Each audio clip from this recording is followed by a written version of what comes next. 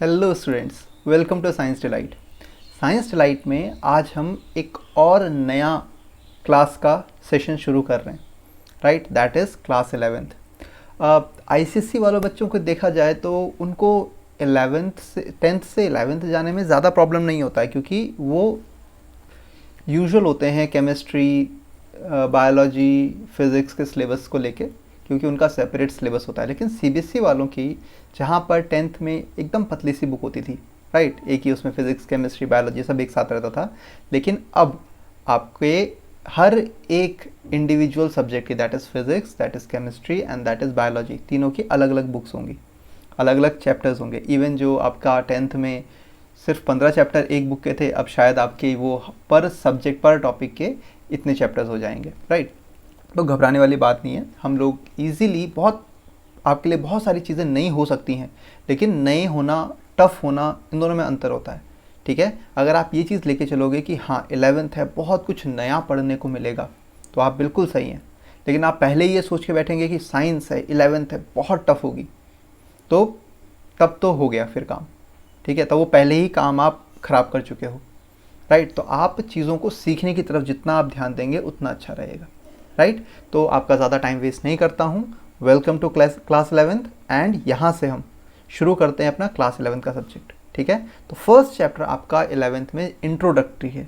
Introductory that is language of chemistry, या अगर आप देखेंगे तो some basic concepts of chemistry, ठीक है? बहुत सारी चीज़ें आपने पढ़ी हुई हैं, वो चीज़ें हम रिवाइज़ करेंगे, कुछ चीज़ों का मैं आपको रेफरेंस भी दूंगा, ठीक है? क्योंकि बहुत सारी चीज़ें हैं वो बहुत ईजी हैं। ईजी इन द सेंस, जैसे अगर आपसे पूछा जाए सॉलिड क्या होता है, तो सॉलिड आप बता सकते हो, ठीक है? अब आप क्लास 11th में हो तो आपको पता है सॉलिड्स क्या होते हैं, लिक्विड्स क्या होते हैं, गैसेस क्या होते हैं, मिक्सचर क्या होता है, ठीक है? तो कुछ कुछ के रेफरेंस मैं आपको दूंगा। अगर आपको वो चीज़ों में डाउट है तो आप पहले वाली वीडियोज़ देख सकते हैं, मैं आपको वो लिंक्स में देते रहूँगा, राइट? ठीक है, चलो शुरू करते हैं। फिर से आपका वेलकम क्लास 11th और हमारी साइंस लाइट में, राइट? चलो शुरू करते हैं। Language of chemistry, the mole and equivalent. देखो, मोल वर्ड आपने पहले भी सुना हुआ है। 9th क्लास, अगर सीबीएसई की बात करो तो 9th क्लास में आपके पास मोल था, और जब आईसीएसई की बात करें तो 10th क्लास में आपके पास मोल था, राइट? तो हम इसके बारे में भी डिटेल में बात करेंगे। तो लैंग्वेज ऑफ केमिस्ट्री क्या है? अगर लैंग्वेज ऑफ केमिस्ट्री की बात की जाए तो केमिस्ट्री की लैंग्वेज बहुत स्वीट है, ठीक है? बहुत स्वीट है। इसमें बहुत सारे आपको केमिकल से खेलने को मिलेगा, बहुत सारे एटम्स देखने को मिलेंगे, बहुत सारे मॉलिक्यूल्स देखने को मिलेंगे, राइट? ठीक है, तो आप यहाँ पर बहुत सारी नई चीज़ें सीखोगे। अभी तक आपने जितना सीखा है वो कुछ भी नहीं था, यकीन मानो वो कुछ भी नहीं था। अब जो आप सीखने जा रहे हो, ठीक है, that is real chemistry. 11th-12th is the base. आप आगे क्या करोगे वो आपके 11th-12th में डील करता है थोड़ा बहुत, ठीक है? जज आप यहाँ से अपने आप को करना शुरू करो, ठीक है? यहाँ से शुरू करोगे तो आप धीरे धीरे धीरे धीरे धीरे धीरे सक्सेस की स्टेज को कैप्चर करते हुए चलोगे, राइट? चलो शुरू करते हैं। तो केमिस्ट्री क्या चीज़ है? तो केमिस्ट्री ब्रांच ऑफ साइंस है जो कि डील करती है किसमें? Study of composition, structure, properties of matter and the changes which the matter undergoes different condition and the laws which governs this changes. देखो, सिंपल सी बात है, आपने मैटर के बारे में पढ़ा हुआ है, राइट? मैटर क्या होता है? एनीथिंग, ठीक है? मैं यहाँ से डील करता हूँ, आपको स्टार्टिंग से ही ले जाता हूँ, ठीक है? हल्का फुल्का मैं ब्रीफ करते हुए चलूँगा, ठीक है? तो जो यहाँ पर हम बात कर रहे हैं प्रॉपर्टीज़ ऑफ मैटर, तो यानी मैं बेसिकली केमिस्ट्री को अगर सिंपल लैंग्वेज में बात करूँ तो branch of science which deals with the study of matter, right? अब वो उसमें कॉम्पोजिशन भी आ जाएगा, वो उसमें क्या आ जाएगा? कॉम्पोजिशन भी आ जाएगा, राइट? वो उसमें क्या आ जाएगा? नेक्स्ट उसकी प्रॉपर्टीज़ भी आ जाएंगी, ठीक है? चाहे अब उसमें फिजिकल और केमिकल चेंज हो रहे हैं, फिजिकल या केमिकल चेंज हो रहे हैं, ठीक है? एक एक करके बताएंगे सब इसमें। तो मैटर की स्टडी को ही हम क्या बोलते हैं? केमिस्ट्री, ठीक है? चाहे उसमें atoms, molecule, ion, anything which have mass and occupies space, right? अगर आपको इनमें भी डाउट है, ठीक है, तो मैं आपको ऊपर लिंक दे दूंगा। आप 9th क्लास में है आपके पास ये सारा, ठीक है? मैटर की पूरी हिस्टोलॉजी है, राइट? आगे बात करते हैं मैटर एंड इट्स क्लासिफिकेशन, ठीक है? तो मैटर एंड क्लासिफिकेशन में मैं आपको सिर्फ एक हल्का सा ब्रीफ देता हूँ, ठीक है? मैटर है, राइट? मैटर क्या होता है? Anything which have mass and occupies space, right. अब मैटर कितने टाइप का होता था? 2 टाइप का। किस किस बेसिस पे? On the basis of their physical nature और केमिकल नेचर। अगर फिजिकल नेचर में देखा जाए तो मैटर 3 तरह का था। कौन कौन सा? सॉलिड, लिक्विड और गैस, ठीक है। इसके अलावा आप 2 और चीज़ों को भी ले सकते थे, दैट इज बोस-आइंस्टीन कंडेंसेट और दूसरा क्या था? Plasma, right. तो अगर आपको इन सब के बारे में पढ़ना है तो मैं आपको ऊपर लिंक दे दूंगा, आप उसमें से जाके वीडियोस देख सकते हो। 9th क्लास में फुल डिटेल में मैंने आपको बताया हुआ है कि ये सब चीज़ें क्या हैं, राइट। फिर केमिकल प्रॉपर्टीज़ के बेसिस में अगर मैं बात करूँ तो 2 तरह के होते हैं, ठीक है। आपको पता है प्योर और मिक्सचर, प्योर कंपाउंड्स और मिक्सचर, ठीक है। प्योर क्या होते हैं? जो एक ही तरह से मिलके बने हो। प्योर में क्या आता था? एलिमेंट्स और कंपाउंड्स, राइट। अब एलिमेंट्स में भी 3 तरह के आते थे। कौन कौन से आते थे? या तो वो मेटल होंगे, या तो वो नॉन मेटल होंगे, या तो क्या होंगे? मेटलॉइड्स होंगे, ठीक है। अगर आप देखना चाहो तो एक और आ सकते हैं, नोबल गैसेस भी डाल सकते थे इसमें, राइट। अब देखो मिक्सचर में भी आपने 2 चीज़ें पढ़ी हुई हैं। कौन कौन से मिक्सचर थे? एक है होमोजीनस मिक्सचर और एक है हेट्रोजीनस, ओके। तो ये सब चीज़ें आपने पढ़ी है। होमोजेनस मिक्सचर में यूनिफॉर्म कंसंट्रेशन होती थी, जैसे कि आपने नमक और पानी को मिक्स कर दिया तो होमोजेनस हो गया। हेट्रोजेनस कंसंट्रेशन में आयरन और सल्फर को हमने मिक्स कर किया था, ठीक है, तो हेट्रोजेनस मिक्सचर है, ठीक। कंपाउंड्स जैसे कि आपके पास H2O हो गया, C6H12O6 ग्लूकोज हो गया, ये सारे के सारे कंपाउंड्स हो सकते हैं जिसमें डेफिनेट प्रोपोर्शन में एटम आपस में जुड़ते हैं, फिक्स प्रोपोर्शन में जुड़ते हैं, ठीक है। तो ये आपके मैटर की क्लासिफिकेशन है, ठीक है। ये आपने बचपन में पढ़ी हुई है, आपको थोड़ा बहुत आइडिया होना चाहिए, ठीक है। अगर आपको आइडिया नहीं है कोई इशू नहीं, आप ऊपर से वीडियोस का लिंक उठाओ, पहले वो देखो फिर आगे बढ़ो, ठीक है। हर एक चीज़ को, स्मॉल स्मॉल डाउट को आप क्लियर करते हुए चलो, that will be very useful, ठीक है। डाउट केमिस्ट्री में कभी भी डाउट नहीं होना चाहिए। जब भी डाउट हो तो पूछो क्यों डाउट है, क्या डाउट है, कैसे डाउट को क्लियर किया जाए, राइट। तो आगे बढ़ते हैं। Properties of matter. Properties of matter में 2 तरह की प्रॉपर्टीज़ होती हैं, फिजिकल और chemical properties. Actually properties matter किस तरह से बिहेव करता है बेसिकली वो उसकी प्रॉपर्टीज़ दिखाते हैं, ठीक है। फिजिकल प्रॉपर्टीज़ मतलब जैसे मान लो आपने क्या किया, H2O लिक्विड को गर्म किया और वो कन्वर्ट हो गया H2O गैस में, तो उसकी फिजिकल प्रॉपर्टी है, मतलब इसके केमिकल कॉन्स्टिट्यूएंट्स में चेंजेस नहीं आएंगे। H2O लिक्विड का ही फॉर्मूला H2O ही है और H2O सॉलिड का भी, गैस का या सॉलिड का ही फॉर्मूला H2O ही रहता है, राइट। चाहे आइस बोल लो, इसको ठंडा कर देते हैं, अगर इसको मैं कूल कर दूं तो वो क्या हो जाएगा? आइस बन जाएगा, दैट इज आइस, जो कि क्या होता है फॉर्मूला? H2O सॉलिड बोल दिया इसको। सिंपल सी चीज़ है ना। तो ये फिजिकल प्रॉपर्टीज होती है, मतलब यहाँ पर केमिकल कंपोजिशन, जो केमिकल कॉम्पोजिशन होती है, composition will not change, will not alter, या इसको चेंज भी बोल दो, ठीक है। केमिकल प्रॉपर्टीज़ की अगर मैं बात करूं, केमिकल प्रॉपर्टीज़ में क्या होगा? केमिकल प्रॉपर्टीज़ में फिजिकल और केमिकल, जो क्या बोलते हैं आप बोल सकते हो chemical composition, chemical composition, composition will change. Like जैसे जिंक बोला मैंने, जिंक कैसे बिहेव करेगा जब उसको एसिड के साथ रिएक्ट करवा दो, तो वो ZnCl2 और हाइड्रोजन गैस रिलीज करेगा। तो ये देखो इसका कॉम्पोजिशन चेंज हो गया। ये इसकी ये प्रॉपर्टी तो है लेकिन केमिकल प्रॉपर्टी है, उससे उसका खुद का केमिकल अपीयरेंस चेंज हो जाता है, ठीक है। जिंक ना रहा, जिंक क्लोराइड बन गया, ठीक है। चलो अब यहाँ पर इसको मैं बैलेंस कर देता हूँ, राइट। तो ये हाइड्रोजन गैस निकल गई, okay.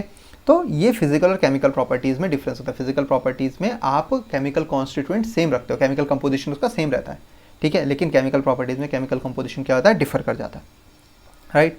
Next, many physical properties of the substance are quantitative in nature. Quantitative मतलब जैसे 1 kg NaCl लिया तो क्वांटिटी है ना, quantitative in nature. Such properties are therefore known as physical quantities. उन क्वांटिटीज को हम क्या बोलेंगे? वो फिजिकल क्वांटिटी। मोल कंसेप्ट में फिजिकल क्वांटिटीज का बहुत इंपॉर्टेंट रोल आने वाला है, तो फिजिकल क्वांटिटीज को अभी समझ लो जो क्वांटिटेटिव में है, ठीक है। अगर आप कोई भी फिजिकल प्रॉपर्टीज की बात कर रहे हो कि 1 kg ऑफ आइस, जैसे हम बात करते हैं उसमें कैलोरीफिक वैल्यू आ जाती है, या आप बोल सकते हो स्पेसिफिक हीट आ जाती है, स्पेसिफिक हीट कैपेसिटी आ जाती है। ये सारी की सारी फिजिकल क्वांटिटीज़ हैं, ठीक है, कि इसको गर्म करने में कितने जूल एनर्जी लगी, तो क्वांटिटी आई ना, ठीक है, तो वो क्या है, फिजिकल क्वांटिटीज़ होती हैं, ठीक है। जब भी आप कोई मास उठा रहे हो, मैंने कहा कि 20 gram of hydrogen react with 60 gram of nitrogen, या कुछ भी बोल लो, तो वो क्या है, क्वांटिटेटिव्स है, आपने कुछ क्वांटिटी ली है,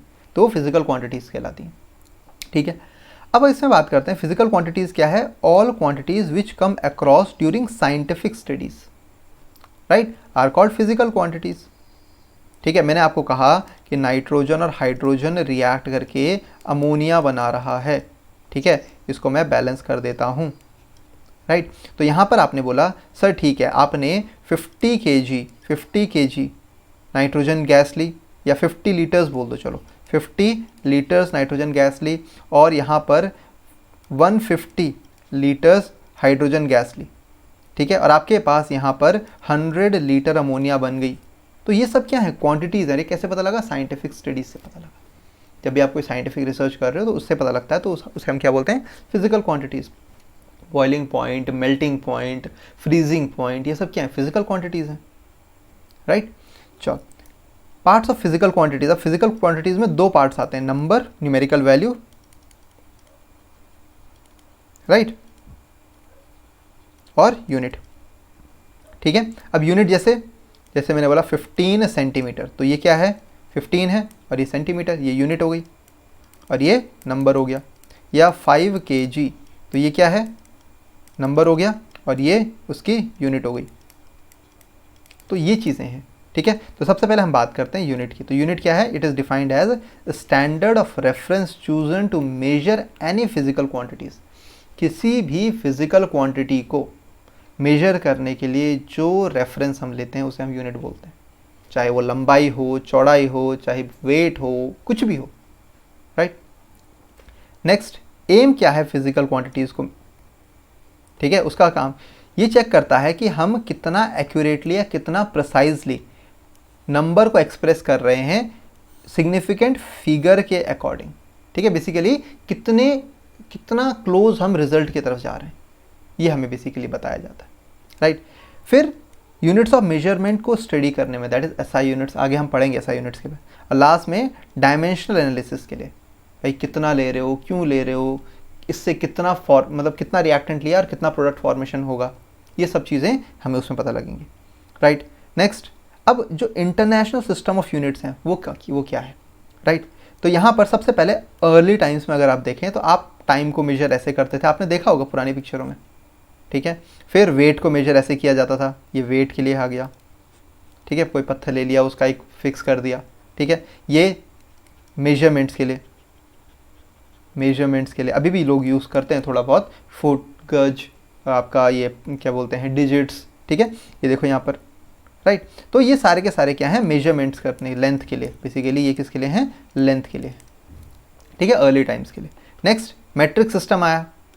तो मेट्रिक सिस्टम में आपने पता है थर्मामीटर यूज़ किया, 1 kg का आपके पास क्या है, 1 kg का प्रॉपर मेजरिंग इंस्ट्रूमेंट होता है। फिर इसके बाद यहाँ पर क्या है आपका, यहाँ पर टेम्परेचर को नापने के लिए, लेंथ को नापने के लिए डिफरेंट क्या बोलते हैं, इंस्ट्रूमेंट्स हैं, ठीक है। तो मेट्रिक सिस्टम फिर भी अर्ली सिस्टम के कंपैरिजन में बहुत ज़्यादा अच्छा था, एडवांस था, आप ऐसे बोल सकते हो। तो मैट्रिक्स आपने तो देखो सुना हुआ है ना कि 1 kg में 1000 ग्राम होते हैं, 1000 ग्राम होते हैं, ठीक है, 1 ग्राम में 1000 मिलीग्राम होते हैं, तो ये सब चीज़ें हैं। या 1 किलोमीटर में 1000 मीटर होते हैं, 1 मीटर में 100 सेंटीमीटर होते हैं, तो ये मैट्रिक सिस्टम था, ठीक है।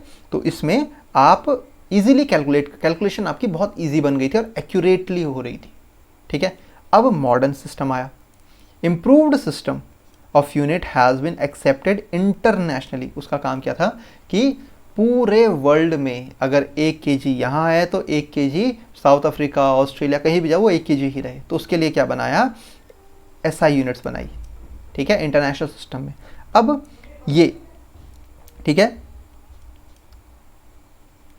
National metrological technology institute of technology, ठीक है, जो international metrological institute of technology है, ठीक है, वो बेसिकली चेक करता है हर एक पार्ट को, ठीक है, हर एक बेसिकली अगर आप बात करें कि हर एक न्यूमेरिकल वैल्यूज़ में क्या चेंजेस आ रहे हैं, कौन उसको गवर्न करेगा, वो पूरे ओवरऑल वर्ल्ड में, ठीक है, national metrological institute of technology, right. आगे बढ़ते हैं।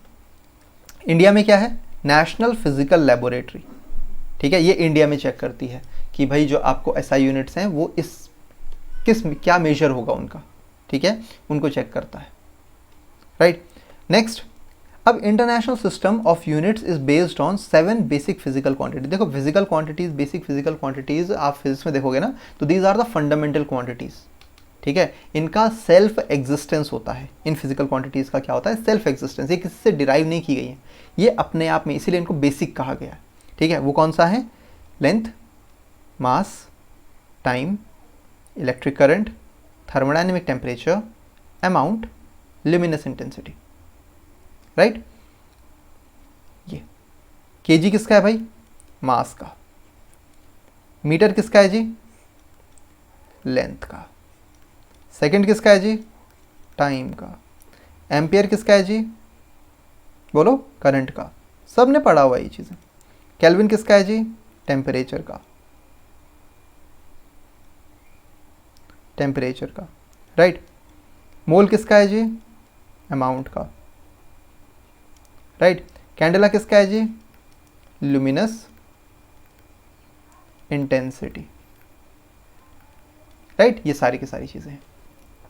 आगे बढ़ें, ओके, यहाँ तक समझ में आया होगा, सिंपल सी चीज़ें हैं ये तो, राइट। अब देखो लेंथ कहाँ से मेजर की गई, कहाँ से आया, डिराइव कहाँ से हुआ, तो लेंथ का जो एसआई यूनिट है, ये है एसआई यूनिट, वो क्या है, metre. It is defined as length between 2 marked platinum iridium bars kept at temperature 0 degree Celsius, ठीक है। Now it is redefined as length of path travel by light in a vacuum during a time interval of 1 divided by around कितना हो गया ये 299,792,458 of a second, ठीक है। तो ये मेजर करने का एक तरीका होता है। कॉम्प्लिकेटेड आपको ज़रूर लग रहा होगा, आपको याद करने की इतनी ज़रूरत नहीं है, लेकिन आपको पता होना चाहिए कैसे मेजर किया गया, क्या इसका सोर्स था, ठीक है, क्योंकि स्टार्टिंग में सबसे पहले जिसने मेजर किया होगा तो उसने क्या फंडामेंटल दिया होगा अपना, ठीक है। तो ये चीज़ हो गई। तो ये मेजर करने के लिए एक लेंथ, एक क्या है, मेजर करने का तरीका है, किसको, किसी भी चीज़ की लंबाई, चौड़ाई, लेंथ, ब्रेथ को नापने के लिए, हाइट को नापने के लिए, राइट। तो लेंथ के लिए हो गया। नेक्स्ट, मास। मास कैसा यूनिट क्या थी, kilogram. Kilogram is defined as the mass of platinum iridium cylinder that is stored in airtight jar at International Bureau of Weight and Measure in France, ठीक है। कुछ नहीं है इसमें, आपने क्या किया, एक मेजर उठाया, एक कोई भी बार उठाया, उसको आइसोलेटेड चैम्बर में डाल दिया, ठीक है, उसको 1 kg बोला, ठीक है। तो वो क्या है, ये देखो आप यहाँ पर देख सकते हैं, दिस इज इरिडियम, जो आपका ये वाला पार्ट है ना, प्लेटिनियम इरिडियम का एक सिलेंडर है, राइट।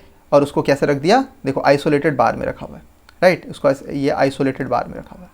तो इसको मेजर किया आपने, तो वो 1 kg के बराबर आता है, ठीक है। तो 1 kg का एक मापदंड है, आप ऐसे बोल सकते हो, ठीक है। 1 kg को नापने के लिए, मापने के लिए ये चीज़ें यूज़ की गई थी। 1 kg इतना होना चाहिए, ओके।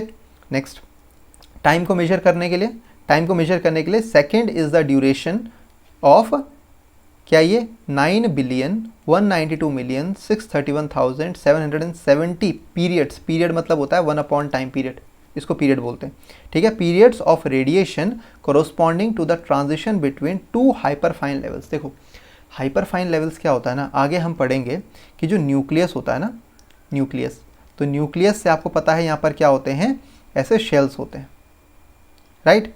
KLMN पढ़ते रहते हैं ना, तो जब हम पढ़ते हैं तो इसमें हम देखते हैं कि जैसे मान लो K शेल की दूरी यहाँ है, तो L शेल की दूरी थोड़ा कम होगी, M शेल की दूरी थोड़ा कम होगी, N शेल की दूरी थोड़ा और कम, फिर थोड़ा और कम, बहुत कम होती जाएगी। और जब बहुत कम हो जाएगी, मतलब इनकी जो डिस्टेंस है, ये जो बहुत कम डिस्टेंस है, इसको निकाल के देखा गया, तो इनको हमने बोला जो 6s था, मतलब 6th शेल था और 7th शेल था, यानी 6 शेल के अंदर ही भी बहुत सारे SPDF होते हैं, अभी आप उसमें ज़्यादा गौर करने की ज़रूरत नहीं है। लेकिन 6 शेल से हायर एनर्जी लेवल में इलेक्ट्रॉन का ट्रांजिशन जब होता है, इलेक्ट्रॉन का ट्रांजिशन जब होता है, तो उस टाइम पीरियड, जितना टाइम लगता है उसे हम बोलते हैं, वो क्या है, 1 सेकेंड। ठीक है, थोड़ा सा कॉम्प्लिकेटेड है, बहुत साइंटिफिक आपको लग रहा होगा, लेकिन इसको आपको सिर्फ जानने की ज़रूरत है, ना तो याद करने की ज़रूरत है, ना ये कहीं पूछा जाएगा। ठीक है, आपको पता होना चाहिए कि ऐसे निकाला गया था। ठीक है, तो यहाँ पर 2 हाइपर फाइन लेवल मतलब 6s का, 6s से इलेक्ट्रॉन को जंप कराना है आपको। ठीक है, मैं यहाँ पर गलत लिख रहा हूँ वैसे तो, 2 हाइपर फाइन लेवल यहाँ है ना, तो मान लो ये 6s है। ठीक है, मैं यहाँ पर डायग्राम भी आपको दिखाता हूँ, दिस इज 6s ना, 6s आपको यहाँ पर दिख रहा होगा, राइट, 6s। अब 6s में ही आपको इलेक्ट्रॉन जंप कराना है, hyper fine splitting of 6s। तो ये आपने इसको जंप कराना है इसी के हाइपर फाइन लेवल से इधर तक। तो उस टाइम पीरियड को हमने 1 सेकेंड बोल दिया। ठीक है, ड्यूरेशन ऑफ 1/t। ओके, ठीक है, चलो आगे बढ़ते हैं। टेम्परेचर क्या है? Temperature basically kelvin is taken as equal to the fraction of 1/273 of the triple point of water। अब ट्रिपल पॉइंट ऑफ वाटर क्या चीज़ है? ठीक है, ट्रिपल पॉइंट ऑफ वाटर होता है जब आप क्या कर रहे हो, एक वाटर लिया, बर्फ़ है जैसे, आप उसको बॉईल करना शुरू कर रहे हो, तो अब क्या होगा, एक ऐसा फेज़ आएगा जहाँ पर आपके पास सॉलिड भी होगा, लिक्विड भी होगा और गैस भी होगा वाटर का, तो उसको बोलते हैं triple point. This is triple point, मतलब सॉलिड फेज़ भी है, लिक्विड फेज़ भी है और गैशियस फेज़ भी एक साथ एग्जिस्ट कर रहा है, तो उसका 1/273.16 को ही आप टेम्परेचर बोलते हो। दैट इज़ 0 डिग्री सेल्सियस, जो आपका नॉर्मल जो मेजर करने की एक यूनिट है ना, 0 डिग्री सेल्सियस। ठीक है, जहाँ पर बर्फ़ क्या होता है, सॉलिड फॉर्म में कन्वर्ट हो जाता है, या बर्फ़ क्या है, लिक्विड फॉर्म में कन्वर्ट हो जाता है। जो वाटर है H2O सॉलिड और लिक्विड दोनों फॉर्म में एग्जिस्ट कर सकता है, लेकिन अगर आप उसको गर्म कर दो तो गैसेस फॉर्म में भी आ जाना शुरू हो जाएगा। This is it. ठीक है, वाटर मेल्ट भी हो रहा है, फ्रीज भी हो रहा है और बॉयल भी हो रहा है सेम टाइम पीरियड पे, तो उसे हम क्या बोलेंगे सर, कि ये जो चीज़ है ये ट्रिपल पॉइंट है उसका। ओके, तो केल्विन क्या है, SI unit of temperature. Next current की एसआई यूनिट क्या है, एम्पियर। एम्पियर क्या है, it is that constant current which if maintained in 2 straight parallel conductor of infinite length, 2 parallel conductor हैं इनफाइनाइट लेंथ के, of negligible circular cross section, मतलब बहुत पतले हैं, इतने पतले कि आप उनको मेजर नहीं कर सकते, right, and place 1 metre apart, और दोनों से एक मीटर दूर रखे हुए हैं। ठीक है, would produce between these conductor, कितना फोर्स प्रोड्यूस होगी, 2 × 10⁻⁷ न्यूटन, तो उसे हम बोलेंगे 1 एम्पियर है वो, राइट। तो ये देखो 1 एम्पियर करंट जब भी, जैसे मान लो आपने 2 इनफाइनाइट वायर रखे और इनसे करंट पास करवाई, ठीक है, तो यहाँ पर जब प्रोड्यूस होगी कितनी, 10⁻⁷, 2 × 10⁻⁷ की फोर्स, ठीक है, तब बोलेंगे सर ये 1 एम्पियर करंट है। जब 1 एम्पियर करंट दौड़ेगा तभी यहाँ पर इतनी फोर्स जनरेट होगी। ओके, चलो नेक्स्ट, अमाउंट। ठीक है, ये क्या चीज़ है, this is the mole, right.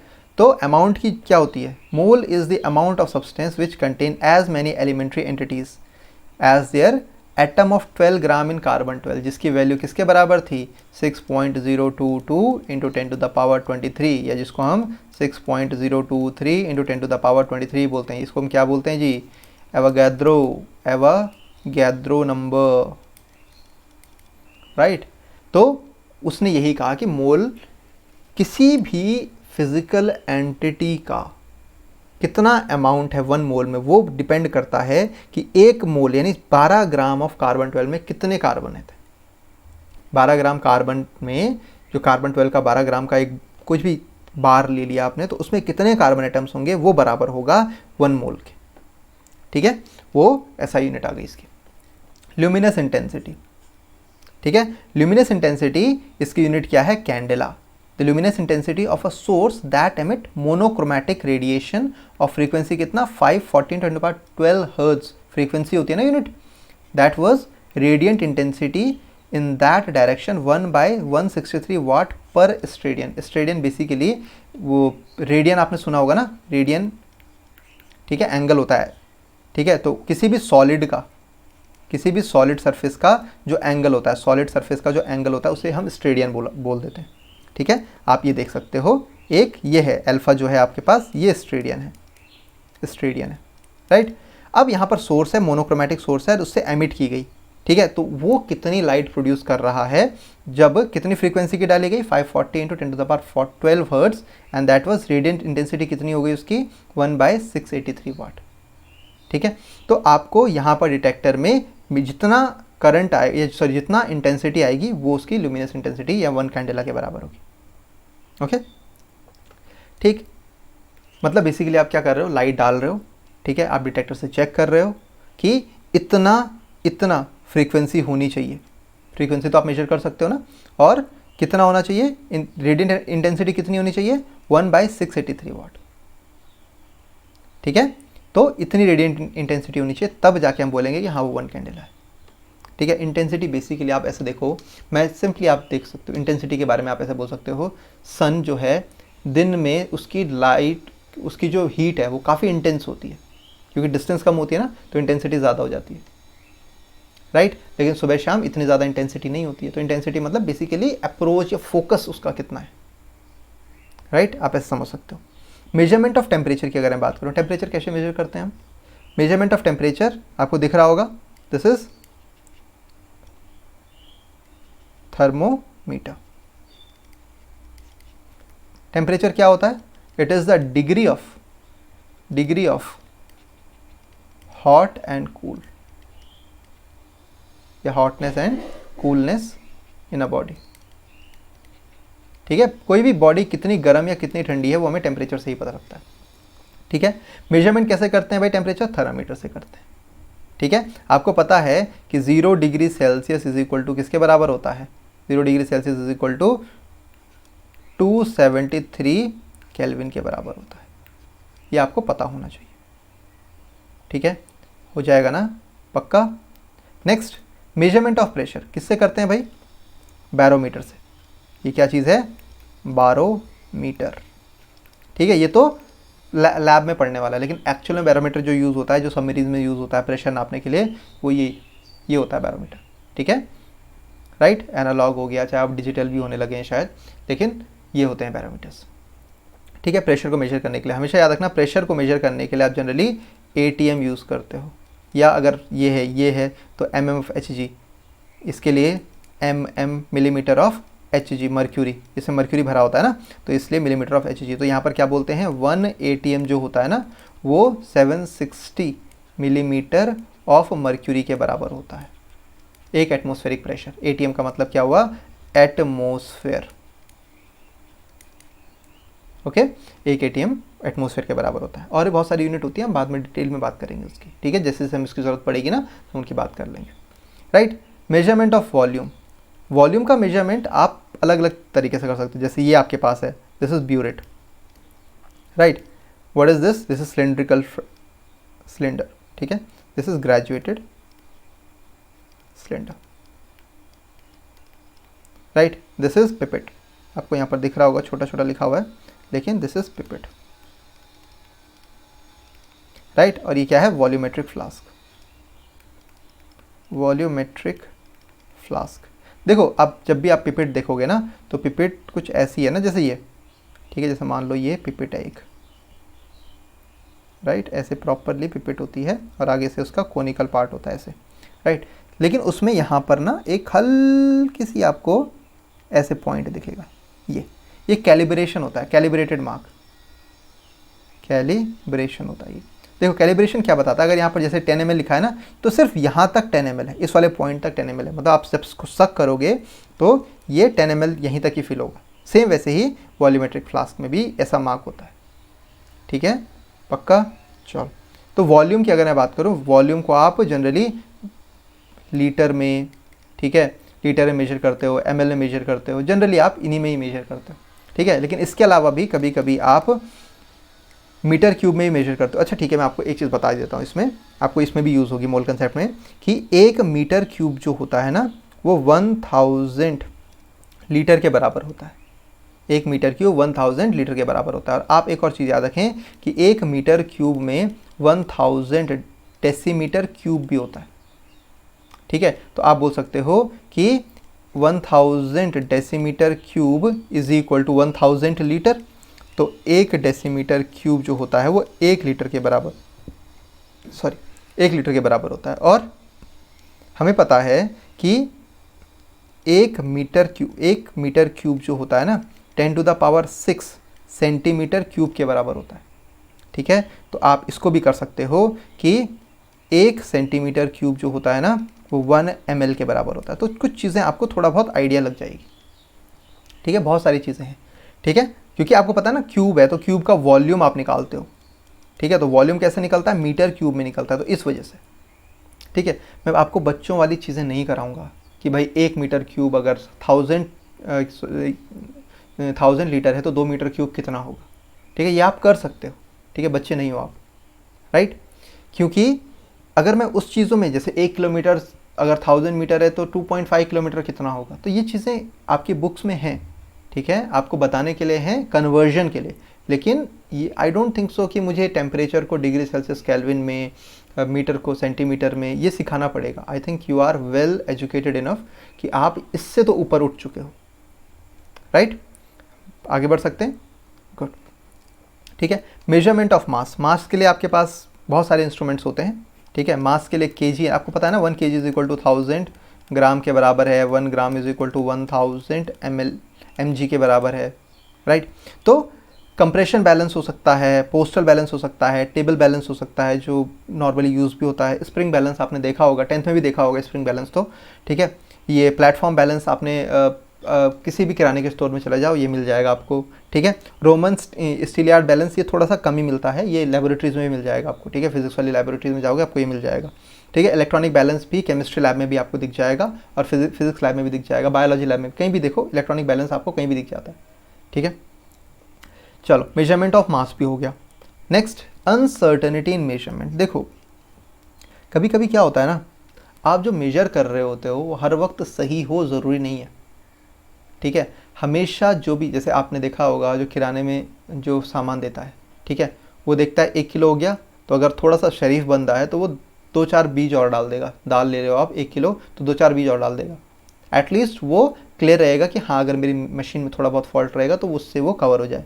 तो वो अनसर्टन होता है, मतलब प्रॉपर उसको पता है कि एक्यूरेट नहीं होगा ये, तो कम देने की बजाय थोड़ा सा ज़्यादा दे दो या ज़्यादा देने के बजाय थोड़ा सा कम दे दो, वो डिपेंड करता है। ठीक है, पर्सन टू पर्सन। लेकिन अनसर्टेनिटी इन मेजरमेंट बेसिकली तभी आता है हर एक मशीन, क्योंकि इंसान है, मशीन है, ख़राब कभी भी हो सकती है, एरर्स कभी भी दे सकती है। तो आप कितना हो सके आप रिजल्ट के क्लोज आने की कोशिश करते हो। ठीक है, तो इसमें आगे हम 2 चीज़ें पढ़ेंगे, 2 यूनिट्स आप पढ़ते हो इसमें। प्रिसीजन मतलब कि आप कितना क्लोज हो किसी भी एक एब्सोल्यूट वैल्यू के, राइट। दूसरा एक्यूरेसी मतलब आप कितना, जैसे मैं आपको बोलता हूँ कि जैसे मेरे घर में 5 बिल्लियाँ हैं मान लो, ठीक है, तो वो क्या है, मैं एक्यूरेसी में थोड़ी ना ऐसा बोलूँगा कि 5 हैं, कहीं वो टूट के 4 तो नहीं हो गई होंगी, नहीं। ठीक है, ये 6 तो नहीं हो गई, नहीं। हमें पता है कि वो फिक्स है। मेरे घर में 15 लोग आए हैं, ठीक है, तो वो क्या है, एक्यूरेट चीज़ें बता रहा हूँ। लेकिन अगर मैं बोलूँगा कि मेरे सर पे 15 मिलियन बाल हैं, तो मैं ज़रूर एक्यूरेसी के साथ बोल रहा हूँ, नहीं, मैं तो अप्रॉक्सीमेटली इतना बोल रहा हूँ, राइट। क्लियर आपको यहाँ तक? चलो, तो प्रिसीजन और एक्यूरेसी में क्या डिफरेंस है उसी के बारे में पढ़ते हैं। सबसे पहले एक्यूरेसी क्या है। एक्यूरेसी क्या होता है, if the average value of different measurement is close to the correct value. अगर बहुत सारी मेजरमेंट्स की यूनिट्स करेक्ट वैल्यू के क्लोज हैं, राइट, तो उसे हम क्या बोलेंगे, आप एक्यूरेसी में हो। The measurement is set to be accurate. जैसे मान लो आपने 3-4 ऑब्जर्वेशन कैलकुलेट की, किसी भी चीज़ को मेजर कर रहे हो, तो आप जैसे मान लो सर ने आपको बोला 10 ग्राम, आपने अप्रॉक्सीमेटली मेजर करना, तो अगर आप 10.1, 10 या 10 ग्राम, या एक बार आप 9.9 ग्राम ले आए, ठीक है, तो आपकी जो प्रिसीजन है या आपके जो मेजरमेंट की टेक्निक्स हैं वो एक्यूरेट है। मतलब आप करेक्ट आंसर के आसपास ही भटक रहे हो। अगर उनका एवरेज करेंगे तो करेक्ट आंसर ही आने वाला है या उसके आसपास ही आएगा। आप हमेशा 100% याद रखना, केमिस्ट्री में जब भी आप कोई केमिस्ट्री एक्सपेरिमेंट कर रहे हो तो आप कभी भी, ठीक है, एक ट्रिक है कि कभी भी वही आंसर मत लिख देना। सर ने बोला कि ऑब्जर्वेशन इतनी आनी चाहिए, 29 आनी चाहिए, 29 ml, तो आप लिख के आ गए 29 ml, that will be horribly wrong, क्योंकि आप अभी तक क्या कोई भी इंसान इतना परफेक्ट नहीं है कि उसका आंसर एग्जैक्टली वही आएगा। तुक्के में आ सकता है, लेकिन it is not possible for a human being to conduct a perfect experiment, right. तो आप उसके आसपास लाते हो। अगर 28 बोला है तो 27.5, 27.6, 28.1, 28.2 ऐसे आंसर्स आते हैं। तो that will be a legitimate answer, एक अच्छा आंसर माना जाता है, ठीक है, लीगल आंसर माना जाता है कि हाँ शायद अच्छे से किया हो, राइट। तो एक्यूरेसी मतलब आप एवरेज लाते हो, तो जितना हो सके आप एक्यूरेट आंसर के क्लोज जा रहे हो, ठीक है। लेकिन प्रिसीजन क्या है? प्रिसीजन मतलब इससे फ़र्क नहीं पड़ता कि आप, वो मान लो सर ने बोला कि 10 ग्राम आंसर आ रहा है, ठीक है, लेकिन आपने जब एक्सपेरिमेंट परफॉर्म करना शुरू किया तो आपका आया 8.1, 8.6, 8.4, 8.3, 8.2। मतलब अगर आपने इसका एवरेज निकाला तो 8.3 के अप्रॉक्स एवरेज आ गया आपका, लेकिन आंसर से जो आप कोसों दूर हो। तो क्या आप गलत हो? नहीं, आपने मे भी शायद सॉल्ट की कंसंट्रेशन ऊट पटांग ले ली हो जिस वजह से आपके ऐसे आंसर आ रहे हैं, ठीक है। That will not be incorrect, but you are precisely correct. आपने जितना भी सॉल्ट लिया था, जितना भी एनालिसिस आपने किया था, आपने किया सही है, लेकिन मे भी शायद कुछ ह्यूमन एरर्स हो गए हों जिस वजह से आपने इसमें गड़बड़ कर दी। मतलब आप आंसर के आसपास भले ही ना हो, लेकिन आपके जो ऑब्जर्वेशंस हैं वो सब एक ही जैसे आ रही हैं। मतलब आपके प्रिसीजन अच्छा है, आप प्रिसाइज अच्छा करते हो, ठीक है। It is the value of different measurements are close to each other, hence close to their average value. मतलब आप आपस में एक दूसरे के भी पास हैं और अपनी क्लोज एवरेज वैल्यू के भी आसपास हैं, तो उसे हम बोलते हैं प्रिसीजन, ठीक है। मान लो इसको मैं आपको एक एग्जांपल के थ्रू देता हूँ। देखो ये एक डायग्राम है, इसमें हाई एक्यूरेसी देखो कि अगर कोई पर्सन बहुत अच्छा आर्चर है तो वो क्या कर रहा है, सारे के सारे 10 पॉइंट्स में मार रहा है, तो उसका प्रिसीजन भी बहुत अच्छा है। प्रिसीजन मतलब सारे के सारे 10 पॉइंट्स में ही लग रहे हैं और एक्यूरेसी भी बहुत अच्छी है, ठीक है। दैट इज़ आइडियल, इसको हम क्या बोलते हैं, ये आइडियल कंडीशन है, जो कि आइडियल मतलब जो एक्चुअल में एग्जिस्ट ना करे, ओके। नेक्स्ट ये देखो, ये जो दूसरा पर्सन है, पर्सन नंबर 2 है, इसका एक्यूरेसी तो यहाँ थी ना, एक्यूरेसी तो यहाँ थी, लेकिन एक्यूरेसी से तो कोसों दूर है ये, ठीक है। लेकिन उसका जहाँ पर भी निशाना है वो उसके चारों ओर ही बिलोंग कर रहा है, मतलब वहीं पर मार रहा है, ठीक है। क्लियर है ना? ठीक है, मतलब अगर आपका आंसर आना चाहिए 10, लेकिन आपके हर एक आंसर में 5.1, 5.2, 5.3, 5.4, 4.9 ऐसे आ रहा है, मतलब 5 के ही आसपास आ रहा है, तो आपका प्रिसीजन अच्छा है, भले ही आंसर एक्यूरेसी अच्छी नहीं है, ठीक है। तीसरी कंडीशन ये हो सकती है कि आपकी हाई एक्यूरेसी हो लेकिन लो प्रिसीजन हो। मतलब हाई एक्यूरेसी मतलब लो प्रिसीजन का एक सबसे अच्छा एग्जांपल है कि जैसे राइट इसमें देखो, जैसे मान लो आपका आंसर आ रहा है, ठीक है, आंसर है 10, तो आपका आ रहा है कितना, आपका आया पहले 9, फिर आया आपका 10, फिर आया आपका 8, फिर आया 11, फिर आया 12, राइट। तो अगर आप इसका एवरेज करते हो तो एवरेज करो तो कितना आएगा, इसका एवरेज आएगा 50, ठीक है, इसका एवरेज आएगा कितना 50, इसको डिवाइडेड बाय 5 करोगे तो 10। एक्यूरेसी बहुत सही, लेकिन आंसर एक दूसरे से कोसों दूर है, ठीक है। मतलब आपका प्रिसीजन बिल्कुल ही खराब है और लेकिन एक्यूरेसी आपकी अच्छी है, ठीक है। अब ये वाली कंडीशन देखो, ये वाली कंडीशन में तो भाई आपका प्रिसीजन भी खराब है और एक्यूरेसी भी खराब है। आपका आंसर आ रहा है 5, 4, 10, 11, 15 ऐसे आंसर आ रहे हैं, तो वो तबाह कर दे, या तो मशीन ख़राब है या तो आपने अच्छे से परफॉर्म नहीं किया है वो चीज़, राइट। समझ में आया ना? प्रिसीजन और एक्यूरेसी में क्या क्या डिफरेंस होता है। एक्यूरेसी मतलब आप एग्जैक्ट आंसर के आसपास भाग रहे हो, लेकिन प्रिसीजन में आप आंसर से तो दूर हो, लेकिन जो भी आप कर रहे हो ना वो आप अच्छे से कर रहे हो और वहीं के आसपास आंसर आ रहा है, ठीक है। प्रिसीजन और एक्यूरेसी में ये डिफरेंस होता है। अब सिस्टमैटिक एरर्स आपको पता ही है, सिस्टमैटिक एरर्स आते हैं, such errors in measurements when same mistake is made repeatedly is called systematic error. मतलब गलतियां हो रही हैं, ठीक है, आपको पता है गलतियां हो रही हैं, लेकिन रिपीटेड गलतियां हो रही हैं, सेम वही गलती। देखो ये सिस्टमैटिक एरर है। रैंडम एरर तो कुछ भी हो सकता है, जैसे मान लो कभी कभी मेजर कर रहे हो आप, हर बार 10, 10.1, 9.8, 10.1, अचानक से क्या आ गया, अचानक से आपके पास क्या आ गया, 5 आ गया, तो रैंडम एरर हो गया कि अचानक से आ गया। लेकिन अगर आपको पता है ये 10 ग्राम की थैली है, ये 10 ग्राम का पाउच है, आपने उसको मेजरिंग वेट में रखा और वो 5 दिखा रहा है, दोबारा दूसरा लाए वो भी 5 दिखा रहा है, तीसरा लाए वो भी 5 दिखा रहा है, तो वो क्या सिस्टमैटिक एरर है, तो उसको मैं बोलूँगा वो सिस्टमैटिक एरर है, ठीक है। लेकिन रैंडम एरर कभी भी हो सकते हैं, रैंडम एरर, ह्यूमन एरर बहुत कॉमन है, ठीक है। सिस्टमैटिक एरर तब उसको कैलिब्रेट करना पड़ता है, आपको जो सिस्टम होता है उसको सही करना पड़ता है, मॉडिफाई करना पड़ता है। ओके चलो नेक्स्ट, सिग्निफिकेंट फिगर्स।